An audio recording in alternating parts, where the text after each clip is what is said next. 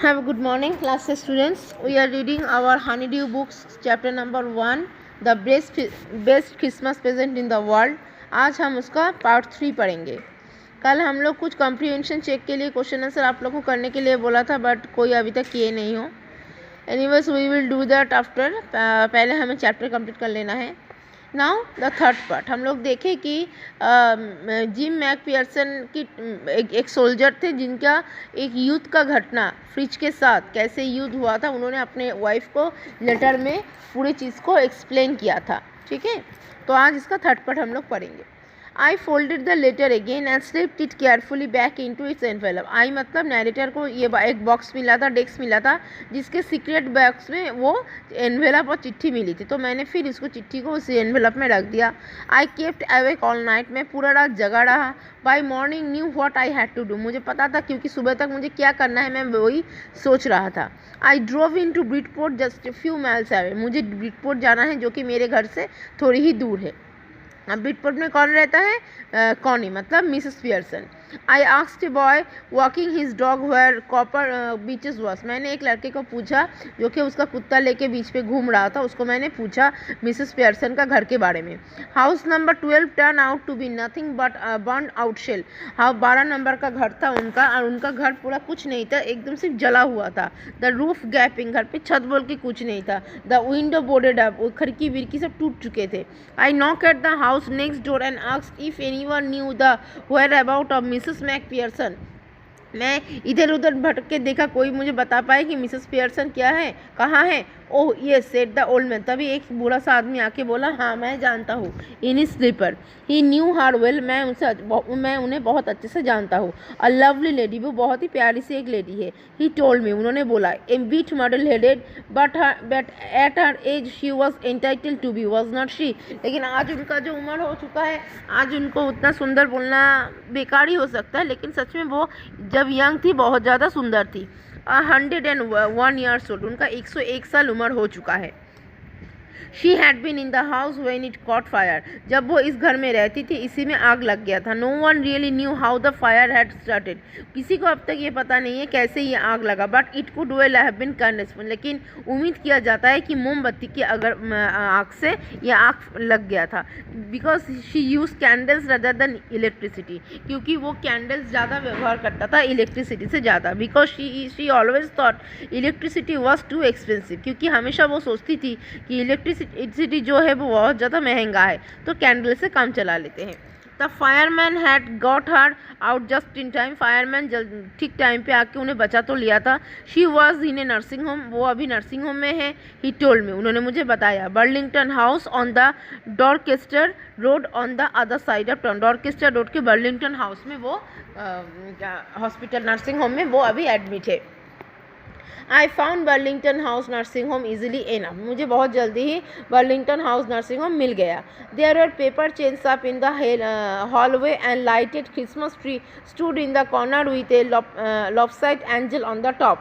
और वो क्रिसमस, क्योंकि जैसे कि क्रिसमस का मौसम था तो पूरा हॉस्पिटल भी क्रिसमस ट्री से सजा हुआ था और उसके ऊपर एक एंजल भी लगा हुआ था. देखो परी जैसे कुछ लगा हुई थी. I said I was a friend come to visit Miss McPherson to bring her a Christmas present. मैं रिसेप्शन में जाके बोला मैं मिसेस पियर्सन का दोस्त हूँ और मुझे उनको उनका क्रिसमस प्रेजेंट देना है. I could see through into the dining room where everyone was wearing a paper hat and singing. मैं देखा सब डाइनिंग रूम में सब लोग क्रिसमस के में गाना गा रहे हैं और बड़े बड़े हैट टोपी पहना हुआ है. The matron hat on too. जो मैट्रन थे, जो रिसेप्शनिस्ट थे, वो नर्स, वो भी पहने हुई थी. And seem happy enough to see me. और सबको देख के काफ़ी खुश लग रहा था. She even offered me mince pie. वो मुझे भी कुछ ऑर्डर कर रही थी कि मैं भी थोड़ा उन लोगों के साथ गाना गा लूँ या फिर हैट पहन लूँ. She walked me along the corridor. वो मुझे कॉरिडोर से लेके गया जहाँ पे Mrs Pearson is not with the other. Mrs Pearson अलग से बैठी थी. शी टोल्ड मी वो बोली she rather confuse today so we thought it best if she had a good rest. उनको इतना सदमा पहुंचा है वो जलने के बाद की घटना से, वो ज़्यादा कन्फ्यूज्ड है, तो उनको बहुत रेस्ट की ज़रूरत है। She has no family you know, उनका कोई परिवार नहीं है, क्या आपको पता है? नो वन विजिट, उनसे कोई मिलने नहीं आता है। So I am sure she will be only too please to see you, तो मुझे ऐसा लगता है अगर वो तुमसे मिलेंगे तो बहुत ज़्यादा खुश होंगे। She took me into a conservatory with wicker chairs and potted plants all around and let me, तो वो मैट्रन मुझे उनके पास लेके गया। The old lady was sitting in a wheelchair, वो बुरी से आदमी मतलब जो कि मिसेस मैकपियर्सन है, वो एक व्हील चेयर में बैठे थे। Her hands folded in her lap, उनका दोनों हाथ एक दूसरे में मुड़ा हुआ था। She had silver white hair pin into a wispy bun, उसके सर पे जूड़ा लगा बना हुआ था जिसमें वाइट सिल्वर मतलब चांदी का क्लिप लगा हुआ था, पिन लगा हुआ था। She was gazing out the garden, वो गार्डन में घूम रही थी, टहल रही थी व्हील चेयर में। हेलो आई सेड, मैंने उनको हेलो बोला। She turned and look up me too vacantly, उन्होंने मुझे कैसे अचानक अजनबी की तरह मुझे देख रहा था। हैप्पी क्रिसमस कॉनी, मैंने उनको बोला happy Christmas Connie. I went on, I found this I think it's your, मुझे ऐसा कुछ मिला है जो कि मुझे लगता है वो सिर्फ आपका है। As I was speaking her eyes never lift my face, मैं देख रहा था कि वो मेरे तरफ किस आंखों से किस नज़र से देख रही थी। I open the tin box and gave it to her, मैं वो टीन बॉक्स से ओपन करके जो लेटर था उनको दिया। That was the moment her eyes lit up with a recognisation and her face become suffused with a sudden glow of happiness, और अचानक से देखा कि उनके चेहरे पे एक अलग सा हंसी मुझे देख के आ गया, खुशी आ गई, खुशी झलक रही थी। I explain about the desk, मैंने वो डेस्क के बारे में बताया जो मुझे मिला था।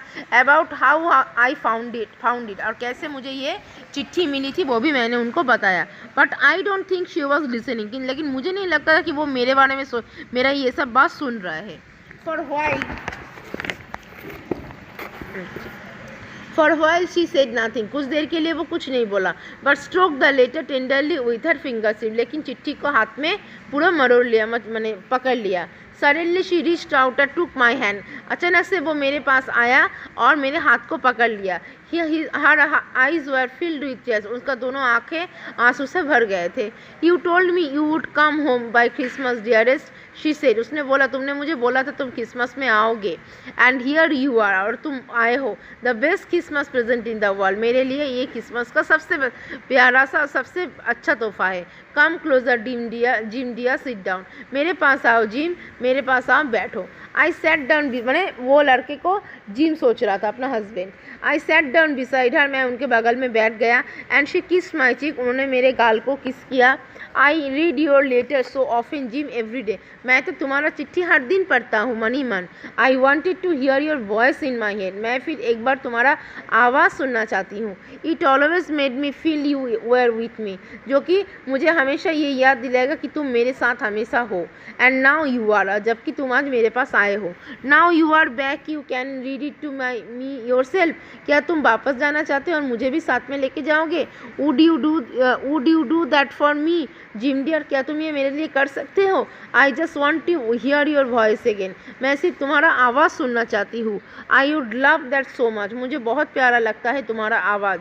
And then perhaps we will have some tea, उसके बाद हम थोड़ा चाय पियेंगे। I have made you a nice Christmas cake, मैं तुम्हारे लिए तुम्हारा मनपसंद क्रिसमस केक बनाऊंगा जिसका नाम है marzipan. And around all around I know how much you love marzipan, और मुझे पता है कि मर्जीपन केक तुम्हें कितना पसंद है।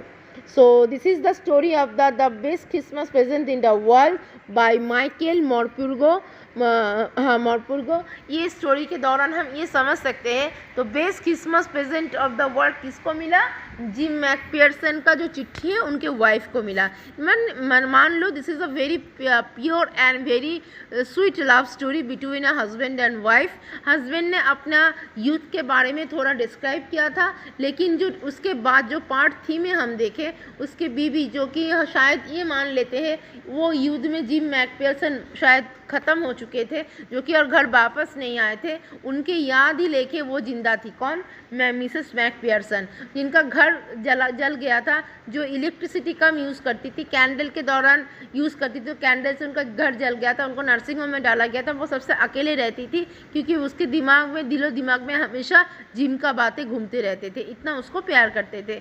तो जब ये लड़का मतलब नैरेटर उसको ये चीज़ देने आया, तो वो नैरेटर को भी जिम ही मान लिया था और जिम मान के उससे खुशी की झलक से उससे बात करना शुरू किया। So here we complete the chapter number 1, the best Christmas present in the world. You people please read at home. If any doubts, please inform me or call me, and you can send me in my WhatsApp number. And tomorrow I will send you the, not tomorrow, actually today I will send the comprehension and question answer of this chapter, and by Monday 9 a.m. you have to complete it and send it in my WhatsApp number. Have a nice day and goodbye.